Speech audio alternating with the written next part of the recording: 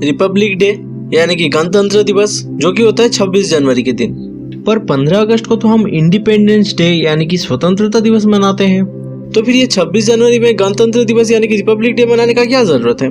तो हम सबको कहीं ना कहीं इसका कारण तो पता ही है कि इसी दिन हमारा जो भारत का संविधान है उसको लागू किया गया था और हमने उसे एक्सेप्ट किया था। ये दिन तो हम 27 जनवरी कर सकते थे या फिर 25 जनवरी भी हो सकता था या फिर किसी और दिन हो सकता था। तो 26 जनवरी हमारे लिए इतना स्पेशल क्यों है? कहीं इसके पीछे कोई हिडन कॉज तो नहीं है जो शायद आपको पता ना हो?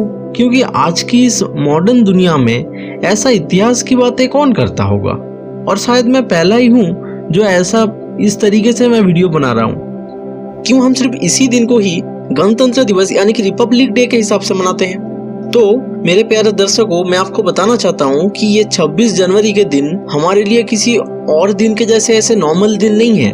ये दिन हमारे लिए बहुत स्पेशल दिन है। इसके पीछे है एक बहुत लंबी हिस्ट्री। डोंट वरी, मैं आपको पूरा इतिहास नहीं बताऊंगा। अगले कुछ आने वाले मिनट में मैं आपको सब कुछ सीधा सीधा आसान भाषा में बता दूंगा। So don't worry and keep watching this video and don't skip, वरना आपको पूरी जानकारी नहीं मिल पाएगी और आपको आधा अधूरा ज्ञान मिलेगा जिसका आप ज्यादा कुछ यूज नहीं कर पाओगे। तो ये जो 26 जनवरी का दिन है, ये भारत जब स्वाधीन नहीं हुआ था उससे पहले से ही ये दिन हमारे लिए बहुत मायने रखता था। सो आज की इस वीडियो में आपको पता चलेगा कि इस 26 जनवरी के पीछे का पूरा स्टोरी क्या है। So let's start now look, ये जो 26 जनवरी का स्टोरी है ये शुरू हुआ था आज से लगभग 103 साल पहले, यानी कि 1919 में, और अब चल रहा है 2022, जब मॉन्टेगू चेम्सफोर्ड एक्ट लागू किया गया था। और आप लोगों को भी पता होगा कि इस एक्ट के खिलाफ पूरे भारत में उस टाइम पे बहुत विवाद हुआ था। और आपको भी पता होगा कि जलालाबाग का हत्याकांड वो भी कहीं ना कहीं इसी एक्ट के विरुद्ध जो प्रचार हो रहा था उसी वजह से ही हुआ था। फिर उसके बाद आपको तो पता ही होगा कि वहाँ पे क्या हुआ। मैं उसमें ज्यादा अंदर नहीं घुस रहा। तो जिस एक्ट के लिए इतना विवाद हुआ, इतना कुछ हुआ, उसे थोड़ा बहुत मॉडिफाई करने के लिए यानी कि चेंज करने के लिए ब्रिटिशों ने 1927 में साइमन कमीशन का गठन किया। लेकिन इसमें ताज्जुब वाली बात ये थी कि इतना बड़ा एक विवाद हुआ इस आइन की वजह से और इसे सुधारा जा रहा है, पर इस साइमन कमीशन में कोई भी इंडियन नहीं है। मतलब ये हमारे लिए किया जा रहा है लेकिन हमारा भारतीय कोई इसमें है ही नहीं। मतलब इसका जो सदस्य था इसमें कोई भी इंडियन नहीं था, एक भी इंडियन नहीं था। और ये बात हमारे लिए हजम कर पाना काफी मुश्किल था। और अगेन 1919 की तरह 1927 में भी पूरी इंडिया ने इसका विरोध किया और कांग्रेस ने भी इसका विरोध किया। और आपको ये भी पता होगा जब साइमन कमीशन इंडिया में आया तब लाहौर में एक बहुत बड़ी रैली हो रही थी और उसमें Lala Lajpat Rai go back Simon नाम का नारा लगा रहे थे। और लाला लाजपत राय जब ये विरोध कर रहे थे और ये स्लोगन दे रहे थे, उसी टाइम पे मिस्टर सैंडरसन नाम के एक पुलिस की डंडे की वार से उनके सिर पे चोट लगा और हमारे इस देश के लिए जो इतने बड़े देश प्रेमिक और इतने बड़े विरोध करता थे उनका वहाँ पे देहांत हो गया। सो एज यूजुअल समझ में आ रहा है कि साइमन कमीशन में कोई भी इंडियन नहीं है। इसे लेकर उस टाइम पे पूरा भारत में विरोध हुआ है। बाय द वे उस टाइम पे पाकिस्तान और बांग्लादेश वगैरह ये सब अलग नहीं हुआ था, ये पूरा एक साथ ही था। और लाला लाजपत राय का देहांत हो गया साइमन कमीशन गो बैक कहने के लिए। सो ऐसे एक परिस्थिति में जहाँ पे पूरे देश में खलबली मची हुई है, मतलब आप समझ ही सकते हो कि इतना बड़ा एक नेता का देहांत हो गया इसी वजह से। और उस टाइम पे जब पूरे देश में खलबली मची हुई है, पूरी आग लगी हुई है देश में, उस टाइम पे ब्रिटिश पार्लियामेंट के एक बंदे ने एक ऐसा स्टेटमेंट बताया, उसकी वजह से ये आग और भड़क गया। मतलब ये विरोध और ज्यादा फैल गया। वो स्टेटमेंट कुछ ऐसा था कि you don't have the capacity to write your own constitution. तो इसका सीधा सीधा शुद्ध हिंदी में मतलब ये होता है कि तुम भारतीय लोग अभी भी तैयार नहीं हो कि अपने हाथ से अपना खुद का संविधान लिख पाओ। मतलब ये कितनी शर्मनाक बात थी हमारे लिए। और उस टाइम पे कांग्रेस की तरफ से मोतीलाल नेहरू ने जो इसका जवाब दिया था वो कुछ ऐसा था, shut up, we accept it. तो हमने एक्सेप्ट तो कर लिया, अब इसका मतलब हमें खुद ही अपना संविधान लिखना पड़ेगा। तो उस टाइम पे कांग्रेस ने एक समिति बनाया जिसका सभापति रखा मोतीलाल नेहरू को, और उस समिति का सदस्य था जवाहरलाल नेहरू, तेज बहादुर सप्रू और बेशक सुभाष चंद्र बोस। सो ये संविधान कमेटी जिसका ऊपर पूरा का पूरा भार था ये संविधान लिखने का साइमन कमीशन के विरोधी के हिसाब से, यानी कि हमारा खुद का संविधान हम खुद लिखेंगे, इसीलिए सो इसका नाम दिया गया नेहरू समिति। और आप लोगों को पता होगा ये नेहरू कमेटी सन 1928 यानी कि 1928 में इसी समिति ने भारत के लिए सबसे पहले एक ड्राफ्ट संविधान बनाया था, यानी कि हाथ में लिखा हुआ संविधान। भारत के इतिहास में इसे नेहरू रिपोर्ट नाम से भी जाना जाता है। तो ये नेहरू रिपोर्ट तो कांग्रेस ने दिया था, तो ब्रिटिश लोग इसको मानेंगे ही क्यों? इसका तो कोई सवाल ही नहीं उठता। तो ब्रिटिश ने शुरू से लेकर अंत तक इसको कोई तवज्जो ही नहीं दिया, यानी कि इस नेहरू रिपोर्ट को कोई तवज्जो ही नहीं दिया। और आपको जानकर ताज्जुब होगी कि इस ब्रिटिश के साथ हाँ में हाँ मिला के जो मुस्लिम लीग था उन लोगों ने भी इसको इग्नोर कर दिया। और एज यूजुअल जैसे अली जिन्ना कहते हैं कि ये जो मुस्लिम विरोधी रिपोर्ट है इसको फिलहाल तो डस्टबिन में फेंक देना चाहिए। मतलब क्या ही बोले आप। तो ऐसी सिचुएशन में कांग्रेस के अंदर ही अंदर एक विरोध शुरू हो गया कि ये जो इंडिया का कांग्रेस पार्टी है ये ब्रिटिश के अगेंस्ट में हम कैसे विरोध करें। उस समय कांग्रेस के अंदर दो अलग अलग ग्रुप था, जिसमें से एक ग्रुप में था जवाहरलाल नेहरू और बेशक सुभाष चंद्र बोस। ये लोग फुल फ्रीडम यानी कि पूर्ण स्वाधीनता के लिए जोरदार आंदोलन किए जा रहे थे। और दूसरी तरफ था डॉक्टर राजेंद्र प्रसाद और सरदार वल्लभ भाई पटेल। ऐसे मध्यम वर्ग नेता थे जो लोग डोमिनियन स्टेटस यानी कि स्वायत्तता के लिए ब्रिटिश के अगेंस्ट आंदोलन कर रहे थे, बट ये लोग सॉफ्टली कर रहे थे।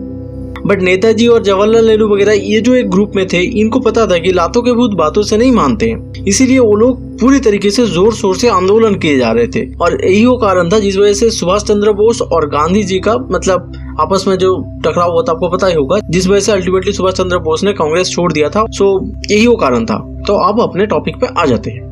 तो ऐसी हालत में जहाँ पे नेहरू रिपोर्ट को भी एक्सेप्ट नहीं किया गया, मतलब बिल्कुल ही फेंक दिया गया इस तरीके से जैसे कि मतलब किसी काम का ही नहीं है ऐसा। तो ऐसे समय पे जैसे कि मैंने आपको बताया कि कांग्रेस के अंदर एक विरोध पैदा हो गया कि हमें डोमिनेंट स्टेटस चाहिए या फिर फुल फ्रीडम चाहिए। इसी वजह से ये कहीं ना कहीं विरोध शुरू हो गया कांग्रेस के अंदर ही अंदर कि हमारे लिए ब्रिटिश के अगेंस्ट में क्या नीति होना चाहिए। और उस टाइम पे इस सब को ठीक करने वाला कौन आया? तो इस टाइम पे गांधी जी आया इन दोनों को मनाने के लिए। मतलब कि गांधी जी ने पूरा एक माँ का काम किया। मतलब जैसे एक फैमिली में पिताजी और बेटा का झगड़ा हो जाता है, फिर मम्मी आते हैं, दोनों को समझाते हैं, तो इस काम को गांधी जी ने बखूबी निभाया।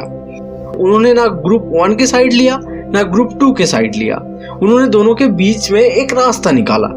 तो उन्होंने बताया कि ब्रिटिश को और 1 साल का टाइम देते हैं, यानी कि ये रिपोर्ट आया था 1928 में, तो 1929 तक यानी कि 1 साल उसको टाइम देते हैं। अगर उन लोगों ने इस रिपोर्ट को एक्सेप्ट किया तो अच्छी बात है, मतलब इस डोमिनेंट स्टेटस को अगर उन लोगों ने एक्सेप्ट किया तो अच्छी बात है, और अगर नहीं करते हैं तो हम फुल फ्रीडम यानी कि पूर्ण स्वराज के लिए पूरी तरीके से आंदोलन करेंगे ब्रिटिश के अगेंस्ट। ऐसा उन्होंने उस टाइम पे डिसाइड किया।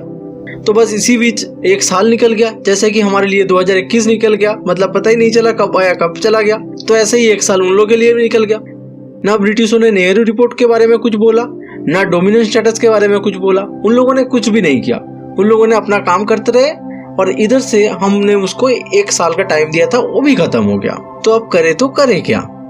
तो 1929 में जब कांग्रेस का कॉन्फ्रेंस यानी कि सत्र होने वाला था, उस सेशन में कांग्रेस फुल फ्रीडम यानी कि पूर्ण स्वाधीनता के लिए आंदोलन जारी करेंगे, ये बात मेघालय के उमंगट नदी के पानी के जैसे साफ हो चुका था। यानी कि अब तो ब्रिटिश के अगेंस्ट में कांग्रेस भी फुल फ्रीडम के लिए आंदोलन शुरू करेगा, ये बात बिल्कुल क्लियर था, उमंगट रिवर के जैसे। अगर आपको पता नहीं है तो मैं बताना चाहता हूँ कि ये इंडिया का सबसे क्लीनेस्ट रिवर है। And now back to the topic. So अब ये सत्र कहाँ पे होगा, यानी कि ये कॉन्फ्रेंस कहाँ पे होगा? तो कांग्रेस के सारे सदस्य ने मिलकर ये बताया कि ये जो कॉन्फ्रेंस होगा ये होगा लाहौर में। और लाहौर में ही क्यों? क्योंकि लाहौर में ही लाला लाजपत राय शहीद हुए थे, क्योंकि वहाँ पे वो गो बैक साइमन के नारा लगा रहे थे और उस टाइम पे मिस्टर सैंडरसन नाम के एक पुलिस के लठ के वार से उनके सिर में चोट लगा और वो वहीं पे शहीद हो गए। तो इसीलिए ये सेशन भी वहीं पे होना था, क्योंकि अल्टीमेटली हम हमारे उस संविधान के लिए लड़ रहे थे और वहां से बात पहुंच गया फुल फ्रीडम तक। तो सन 1929 में लाहौर में ही आयोजित किया गया साल के अंत वाला जो सेशन था वही, और वो आयोजित किया गया दिसंबर महीने में। और बेशक उस सेशन में सबके अनुमति के बाद उस सेशन का जो अध्यक्ष बनाया गया वो था जवाहरलाल नेहरू, और उन्होंने लाला लाजपत राय के गले में माला पहनाकर ये घोषणा किया कि फुल फ्रीडम ही हमारा लक्ष्य है, यानी कि पूर्ण स्वाधीनता ही हमारा लक्ष्य है और ये हम हर हाल में लेके रहेंगे। और आपको जानकर ताज्जुब होगी कि उस टाइम पे उस समारोह में वहाँ पे जो डॉक्टर राजेंद्र प्रसाद थे और वल्लभ भाई पटेल थे, उन लोगों ने भी वहाँ पे उसका पूरा समर्थन किया कि अब ये पूरा का पूरा कांग्रेस पूर्ण स्वाधीनता यानी कि फुल फ्रीडम के लिए लड़ाई करेगी एक साथ। और फिर वो सतह खत्म हुआ, मतलब 28, 29, 30, 31 और उसी 31 दिसंबर को लगभग आधी रात हो चुकी थी उस टाइम पे, और काफी अनऑफिशियली जवाहरलाल नेहरू और उनके कुछ मतलब जो यूथ कांग्रेस के सदस्य थे, उन लोगों ने अनऑफिशियली उस पूर्ण स्वाधीनता के प्रतीक के लिए उन सब लोगों ने मिलकर लाहौर के जो रावी नदी के किनारा था वहां पे सबसे पहले हमारा तिरंगा ये झंडा लहराया था। ओए होए, शान से लहराता हुआ ये तिरंगा कितना प्यारा लगता है। और हालांकि इस बात को लेकर थोड़ा बहुत कंट्रोवर्सी है, मतलब कुछ लोग कहते हैं कि वो आधी रात से पार हो गया था यानी कि 1 जनवरी था, और कुछ लोग कहते हैं कि 12 बजे से पहले था यानी कि 31 दिसंबर था, और तब से शुरू हो गया था पूर्ण स्वाधीनता के लिए आंदोलन पूरी तरीके से। और ये बात जब पूरी कांग्रेस के मतलब जितने भी मेंबर्स थे, सदस्य थे, सबको जब पता लगा, मतलब पूरा का पूरा कांग्रेस के सारे मेंबर्स को, तो फिर तब उन लोगों ने बताया कि हाँ ठीक है कि जो यूथ कांग्रेस के सदस्य थे उन लोगों ने तो प्रतीक के हिसाब से वो किया, सही है, लेकिन हम सब मिलकर मतलब कि पूरी के पूरी कांग्रेस के जितने भी सदस्य थे सब मिलकर दिल्ली में हम सब मिलकर एक साथ इस पूर्ण स्वाधीनता के प्रतीक के लिए हमारा इस फ्लैग को होस्ट करेंगे। तो सबने मिलकर डेट तय किया, क्योंकि 1929 31 दिसंबर को यूथ ने फ्लैग होस्ट किया था। तो उसके बाद 1 जनवरी आ गया 1930, लेकिन उसके बाद जब पूरे कांग्रेस के लोगों को ये बात पता लगा तो उन सब ने बताया कि हम सब मिलकर जनवरी महीने के जो लास्ट संडे होंगे उसी दिन दिल्ली में फ्लैग होस्ट करेंगे, सब लोग मिलकर, मतलब पूरी कांग्रेस मिलकर ये फ्लैग होस्ट किया जाएगा। और संयोग से वो दिन था 26 जनवरी का दिन, और हमने 1930 का कैलेंडर ढूंढ के निकाला है जो आपके सामने ही रखा है, और इससे आप बहुत आसानी से समझ सकते हैं। तो फिर सन 1930 के जनवरी महीने का लास्ट संडे यानी कि 26 जनवरी इस पूर्ण स्वाधीनता के प्रतीक के हिसाब से इस फ्लैग को होस्ट किया गया दिल्ली में, और वहां से शुरू हो गया इस फुल फ्रीडम का आंदोलन। और तब से लेकर यानी कि 1930 से लेकर हमें आज़ादी मिलने से पहले तक 1947 से पहले तक इस दिन को हम मनाते आ रहे थे, पूर्ण स्वाधीनता का दिन। फिर आप सबको तो पता ही होगा कि 1947 में वो दिन आ ही गया जिस दिन के इंतजार हम बरसों से कर रहे थे, यानी कि उस 15 अगस्त जिस दिन ब्रिटिश ने हमें अपना देश सौंपा और हमें आज़ादी मिली। तो इसमें भी एक ट्विस्ट है, ये जो 15 अगस्त का दिन था जिस दिन ब्रिटिश ने हमें हमारा देश सौंपा था, ये जो डेट फिक्स्ड हुआ था इसका जो कंट्रोल था वो हमारे हाथ में नहीं था, मतलब हमारे इंडियन के हाथ में नहीं था, वो कंट्रोल था ब्रिटिश के हाथ में। तो उन लोगों ने ये ऐसा क्यों किया, 15 अगस्त ही क्यों चुना?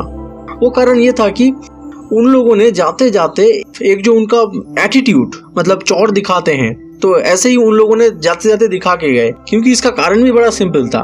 उससे 2 साल पहले यानी कि सन 1945 में जापानियों ने एलाइड फोर्स के आगे आत्मसमर्पण किया था, यानी कि सेकेंड जो वर्ल्ड वॉर था वो खत्म हो गया था, एलाइड फोर्स के आगे जापानियों ने आत्मसमर्पण किया था। तो ये 1947 का जो 15 अगस्त था वो था उसी आत्मसमर्पण दिन का दूसरा साल का सेलिब्रेशन। तो उसी का जो एक एटीट्यूड था उन लोगों ने यहाँ पे भी यूज किया, और इसीलिए उन लोगों ने 15 अगस्त वाला दिन ही चूज किया था। और जाते जाते भी एक कहीं ना कहीं उस जो भारत को छोड़ने का जो एक एटीट्यूड था कहीं ना कहीं जाते जाते भी वो दिखा के गए। तो अभी यहाँ पे कहानी खत्म नहीं हुई है, हमें तो फ्रीडम मिल चुका था, अब इस दिन का हम करें क्या? तो अब इस जो 26 जनवरी वाला दिन था जिसे हम पिछले 17 साल से पूर्ण स्वाधीनता वाला दिन मना के आ रहे थे, उस दिन को टिका के कैसे रखा जाए, बचा के कैसे रखा जाए कि हम इस दिन को भी सेलिब्रेट करें। तो इसके लिए क्या किया जाए? तो इसीलिए सबने सोचा कि इसी दिन हम अपने देश में संविधान को लागू करेंगे सबके लिए। पर संविधान लिखने का काम तो खत्म हो चुका था पहले ही। 26 नवंबर 1949 में संविधान लिखने का जो काम था वो कंप्लीट हो गया, मतलब संविधान लिखना खत्म, अब बस उसे लागू किया जाएगा हमारे इस देश के लिए।